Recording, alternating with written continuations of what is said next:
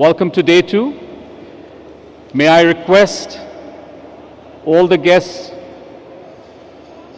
to seat yourselves. We're about to get started.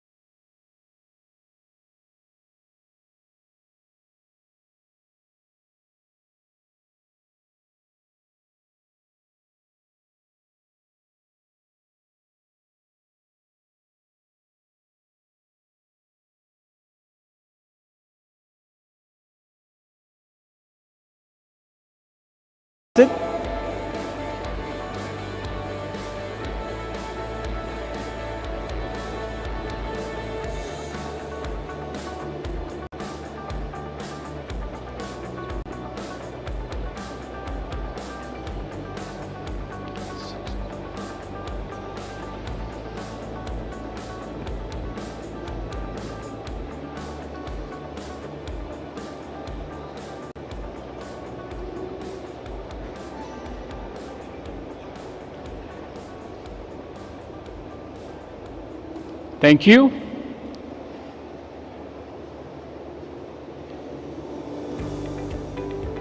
May I request once again?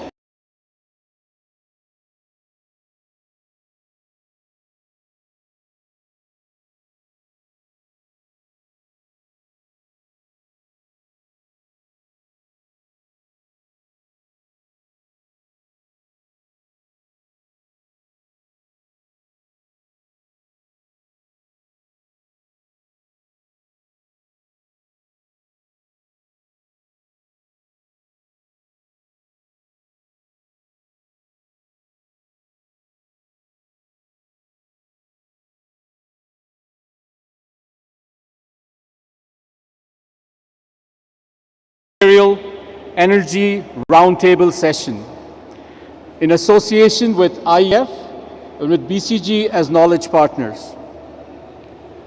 This session is being conducted after a gap of almost 3 years. To recap, our last session was held in 2019 in Abu Dhabi. The theme for this roundtable is mapping new pathways for energy security, inclusive growth, and energy transitions. We have a set of dignitaries who will be first making some opening statements to the august audience.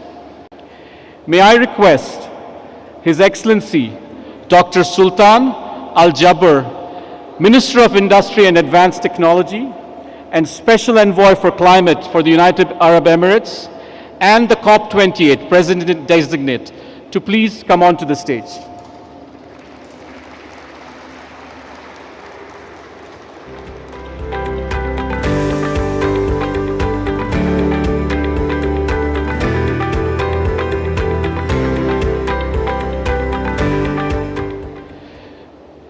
May I now request the host minister, the Honorable Minister Shri Hardeep Singh Puri, Minister of Petroleum and Natural Gas and Housing and Urban Affairs, to please join us on the stage.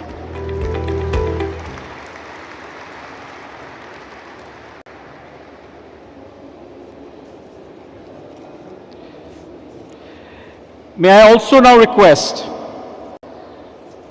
that we have on stage His Excellency Joseph McMoneagle, the Secretary General of the International Energy Forum.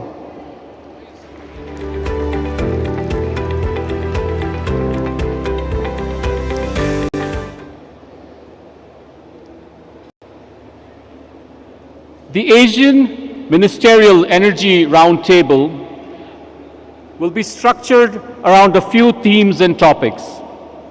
We will first have His Excellencies address the august audience on the different topics concerning the Asian Ministerial Energy Roundtable, after which we will have 2 closed-door dialogue sessions at the ministerial level. The first one, addressing energy security and justice challenges in a turbulent world. And the second one, very pertinently, Asia, the center of demand and engine of accelerated growth and innovation. I don't want to stand between you and the addresses of the Excellencies. May I request His Excellency Dr. Sultan Al Jaber to address the audience.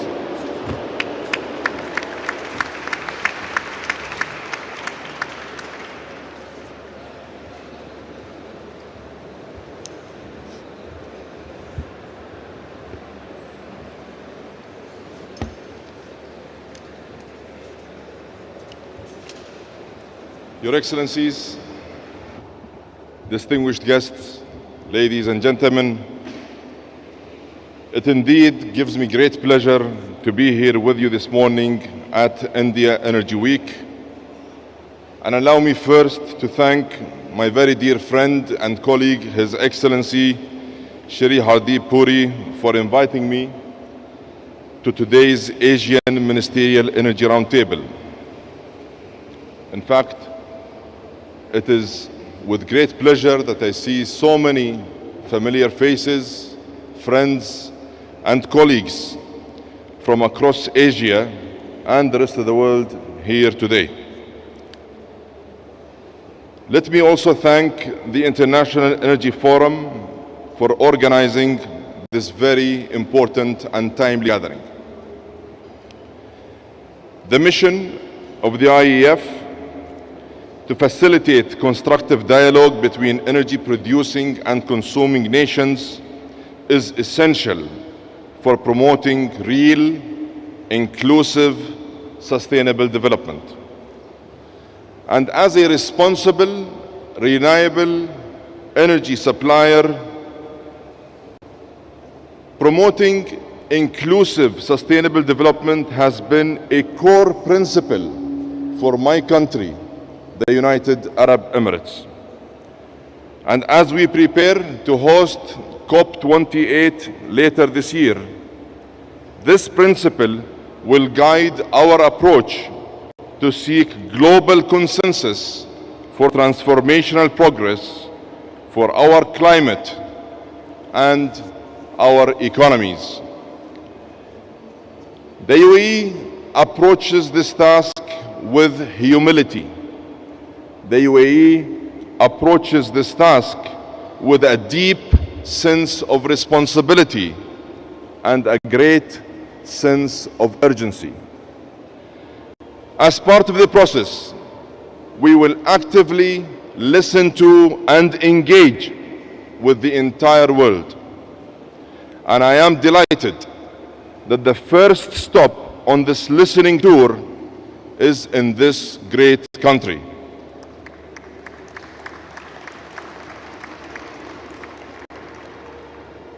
In fact, India is critical to the transformational progress we need, what the whole world needs. Under Prime Minister Modi's guidance, India has emerged from the COVID pandemic stronger than ever before. It is, in fact, the fastest growing major economy and will soon be the third largest in the world. This is a testament to the wisdom of India's leaders and the spirit of its own people. And as India's economy surges, it is dealing with the fundamental question that the whole world faces today: how to adopt policies that are pro-growth and pro-climate at the same time. How to provide for a world that will consume 30% more energy by 2050, while also respecting the nature and protecting our planet. In short, how to hold back emissions, not progress. To succeed, when the debate around climate change only seems to be getting more divisive, we must act in true solidarity. We must empower the Global South, where almost 800 million people have no electricity, and we must do it in an inclusive energy transition approach. We must eliminate energy poverty while keeping 1.5 alive, and we need to move from talking about the goals to, in fact, making it happen and getting the job done. That is why we are calling for COP28 to be a COP of action and a COP for all.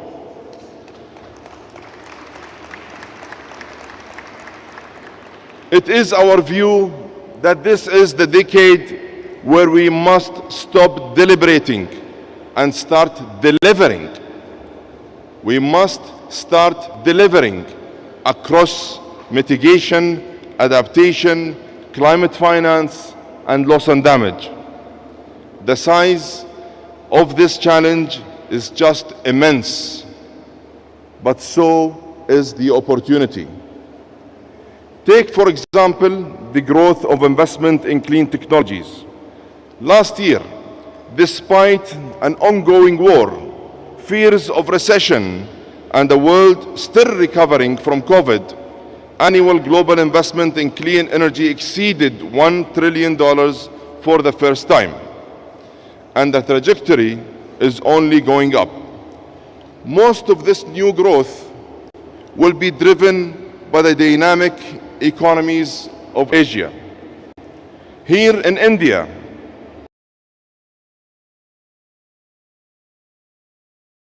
you are aiming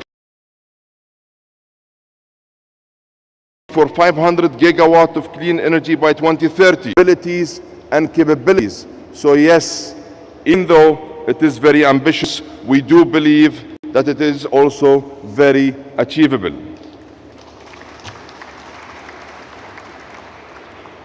And the United Arab Emirates, as your committed long-term strategic partner, is ready, willing, and able to partner with you on this very important and critical journey. We in the UAE have spent the last 2 decades diversifying our energy portfolio. We have invested in nuclear, we are investing in hydrogen, and we are expanding our global renewable energy footprint to at least 100 gigawatt by 2030. And we need everyone on this journey with us so that together we can triple global renewable energy capacity over the next 7 years. That said, we know that renewables alone are not enough, particularly in hard-to-abate sectors. Without a breakthrough in battery storage, we must invest heavily in carbon capture, nuclear power, and the hydrogen value chain. But spending on these fundamental enablers of decarbonization are less than 5% of what is spent on renewables. And this must change. And when it comes to change, this also applies to the oil and gas industry. The world still needs hydrocarbons and will need them to bridge from the current energy system to the new energy system. We cannot, under any circumstance, to think that we can unplug the current energy system before we actually build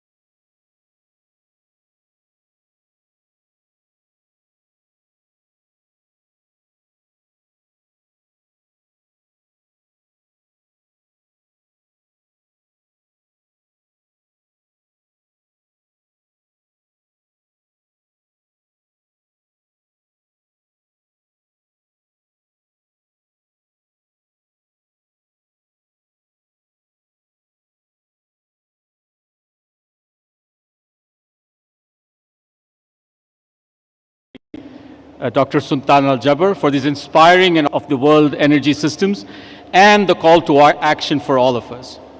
May I now call upon His Excellency Joseph McMoneagle, Secretary General of the International Energy Forum, to address the audience.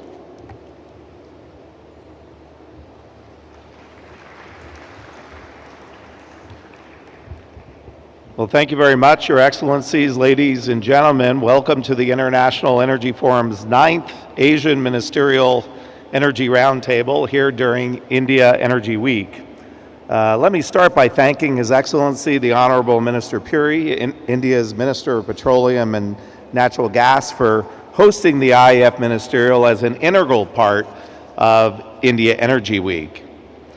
Let me also thank and welcome His Excellency Dr. Sultan, the Special Envoy for Climate Change and President-Designate of COP28 of the UAE, for his opening remarks and underline the IAF's support for and participation in the COP28 to be held in Dubai later this year.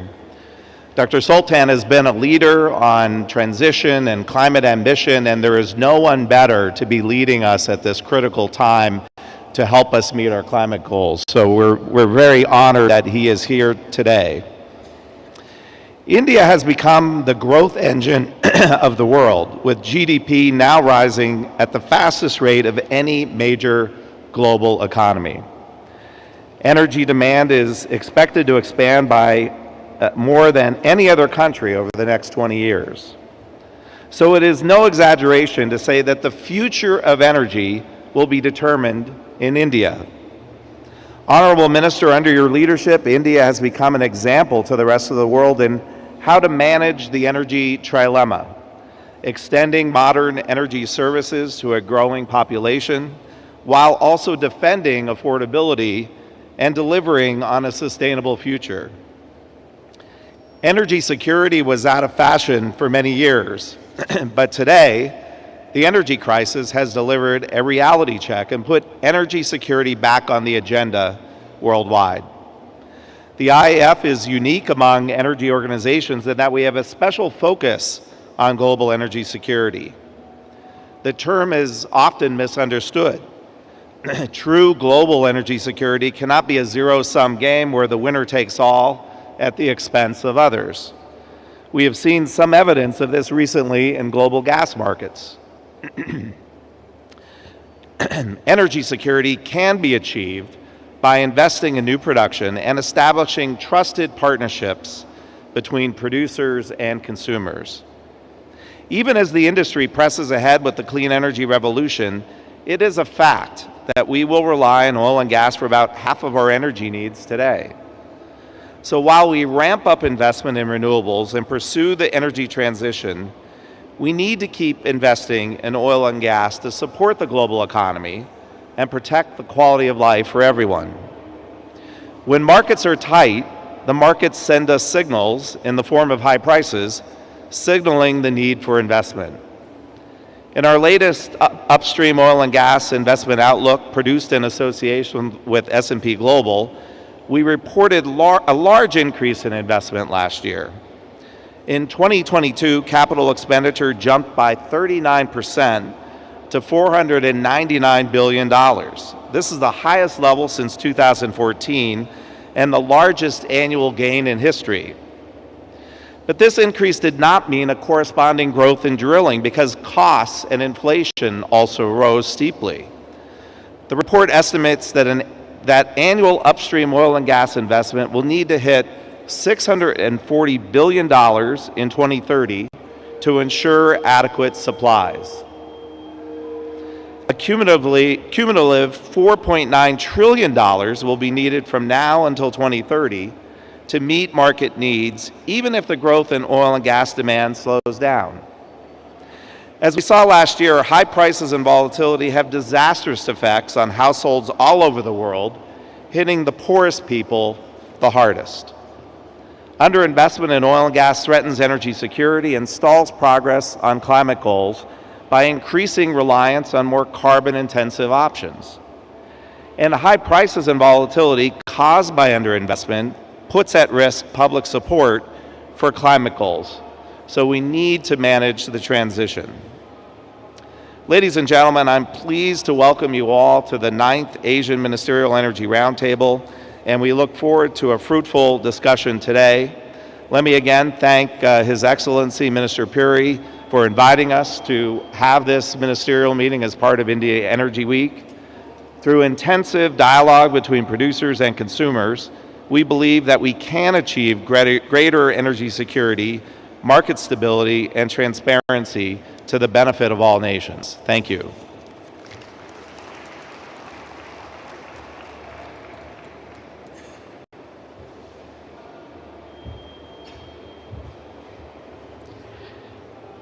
Thank you, His Excellency McMonagle. Thank you for stressing the necessity for oil and gas investments while we continue to ramp up investments in renewables and other energy transition technologies. May I now call upon the host minister, His Excellency the Honorable Minister Hardeep Singh Puri, Minister of Petroleum and Natural Gas and Housing and Urban Affairs, to address the audience.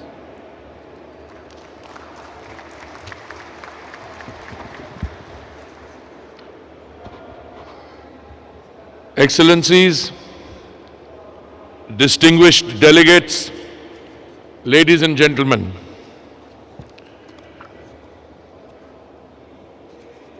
the 9th Asian Ministerial Energy Roundtable is being held at an apt time when there is a pressing need to galvanize global efforts for mapping stable and secure energy pathways for achieving energy security, energy justice, growth and innovation.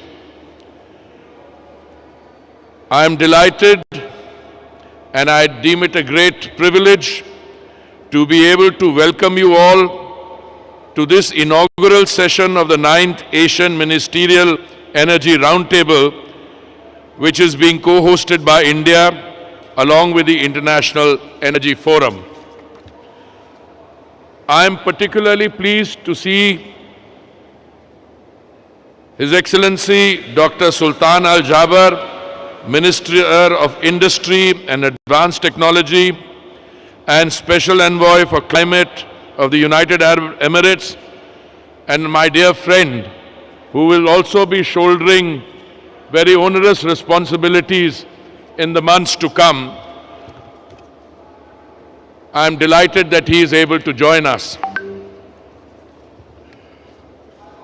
As they say, the 21st century belongs to Asia, and this is being vindicated in the post-pandemic energy sector. Asian economies have not only managed to bounce back faster from the impacts of the pandemic, but have also made significant progress towards clean energy. While the past century marked the end of colonialism in Asia, the present century is marked by the remarkable growth story of Asia due to its demographic dividend and innovation. Some of the world's best solutions to the world's toughest problems, including in the energy sector, have come out of Asia. Anyone who suggests that the transition that we are undertaking can be done in an unrealistic manner, or anyone who suggests that there is a conflict of interest between the world which we inhabit today and the transition that we are making needs to have a serious bout of introspection. I think what we are witnessing, and something that we will succeed in, is that the two worlds will process and proceed through a confluence of interest. Unless we survive the present, we will not be able to go into the world of green and clean energy in a seamless manner. So therefore, I welcome all of you who have joined hands and who will continue to endeavor to ensure that as we progress in a sustainable manner towards green and clean energy solutions, whether they come from biofuels, whether they come from green hydrogen, or they come from any new innovations that come on the table, we have to make sure that our transition entails surviving the present in a manner which makes those who are the most affected, who are the most vulnerable, to ensure that they are cushioned from the volatility that turbulence globally can cause them. The Asian Ministerial Roundtable has always been a meaningful platform for dialogue between producers, consumers, and international organizations to join the energy debate issues which confront the Asian and the global energy sector. Our interaction and takeaways from our discussion today will have a direct bearing on our tomorrow and our future generations. I want to say a particular word of appreciation and gratitude to my co-host, the Secretary General, Mr. Mac Monagle of the International Energy Forum, for the leadership he has provided to this platform. And the large numbers who have turned out here today will, I'm sure, give more strength to his elbow to continue providing this forum, for this forum to continue to provide that bridging role. Excellencies, the world economy has radically changed over the last decade. The Asian share of global GDP has risen from 38% to 45% and is likely to reach 50% by 2030. The Asian economy has grown at the average rate of 5.5% over the previous 2 decades, and the registered growth of 6.5% posted in 2021, while it is expected to moderate to 4.0% in 2022 amid an uncertain global environment and rise to 4.3% in 2023. We in India are acutely conscious of the need to facilitate not only the transition, but also in the interim to insulate our large population. And for those of you who might not be aware, 60 million, yes, Excellency, 60 million of our citizens go to the petrol bunk every day. Our current consumption is 5 million barrels of crude in a day. But since our growth in energy demand is thrice, 3 times higher than the global average, you will not be surprised that our appetite for energy will rise as it is rising now. And many of the estimates that I have seen means that India, a large Asian country, is not only committed to the climate goals, but as our Honorable Prime Minister pointed out addressing the plenary, the opening plenary of the India Energy Week, we have taken concrete steps in that direction. The last budget which was presented a few days ago, and India today is the 5th largest economy, having jumped from 10th place 10 years ago, and with our per capita income having doubled in those 9 years, we now refer to the last budget as the green budget.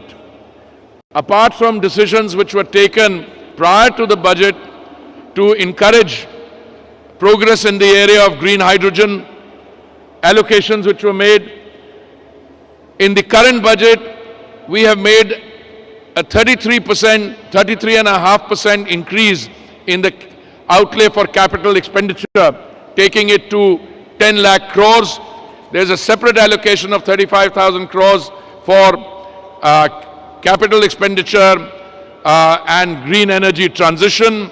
There are other several unique features in the budget, which I think slowly but surely that transition to green energy, we have now reached 10% of biofuels ethanol blending. Yesterday, the Honorable Prime Minister introduced an E20 or 20% blended fuel as a pilot project in advance, and our target for 20% blending which was set for 2030, has been brought forward to 2025, 5 years ahead.